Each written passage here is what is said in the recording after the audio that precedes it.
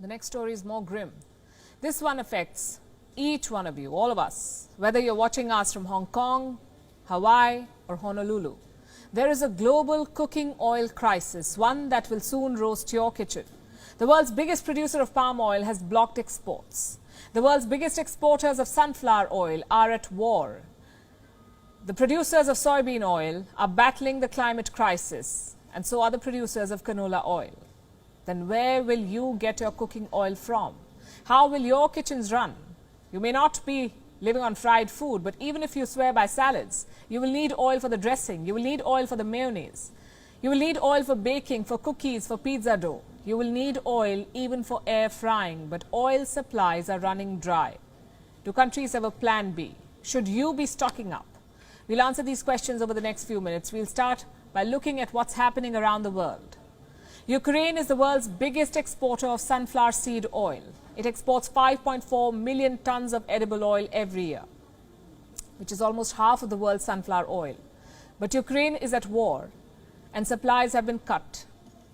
Russia accounts for 25% of the world's sunflower oil, and Russia is the one waging this war. In other words, supplies have taken a hit there too. Then we come to Canada, the biggest exporter of rapeseed oil, but crops shrunk after Canada experienced record heat in 2021. Argentina, Brazil and Paraguay are among the top exporters of soybean oil, but these countries are battling severe drought. Malaysia, the world's second biggest exporter of palm oil, is facing labor shortage, so its oil exports are down. All in all, oil supply chains are drying up. And adding fuel to this fire is Indonesia. This country is the biggest exporter of palm oil. But as of today, the 28th of April 2022, Indonesia has banned palm oil exports. Why? Because of local shortage. Prices in Indonesia are up 40%. People are protesting, so the government has decided to ban exports.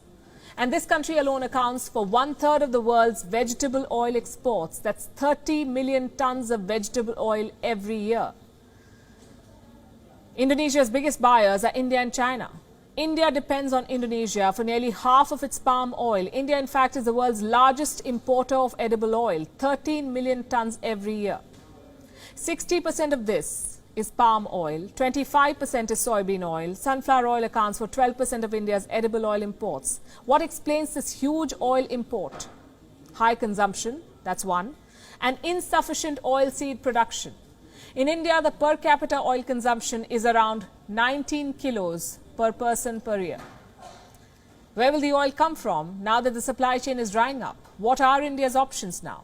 Well, Malaysia is the second biggest exporter of palm oil, followed by the Netherlands, Germany and Estonia. But put together, they cannot compensate for Indonesia's exports. Meaning, the demand is way more than the supply. In other words, a price rise is unavoidable. Experts say prices could go up by at least 20%. Indians will feel the pinch.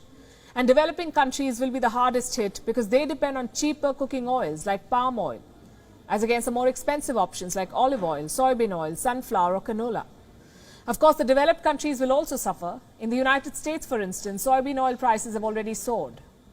Soybean futures doubled after Indonesia announced its export ban. In Asia, palm oil has risen nearly 50%. In Europe, rapeseed is up 55%. Globally, vegetable oil prices increased 23% in March, and it will get worse. So what should you, the consumer, do? Should you be stocking up? Well, panic buying is never the wisest way out. In the United Kingdom, supermarkets have already begun rationing cooking oil, sunflower oil, olive oil, rapeseed oil. They're all being sold in limited quantities. In some supermarkets, the limit is 2 cooking oil packs/bottles per customer. Same with Spain, Germany, Italy and Turkey. They're all rationing oil.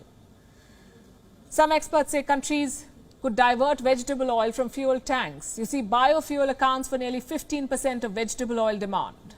So if that 15% is diverted to kitchens, then there may be a little respite. But will countries do that? And more importantly, will that be enough?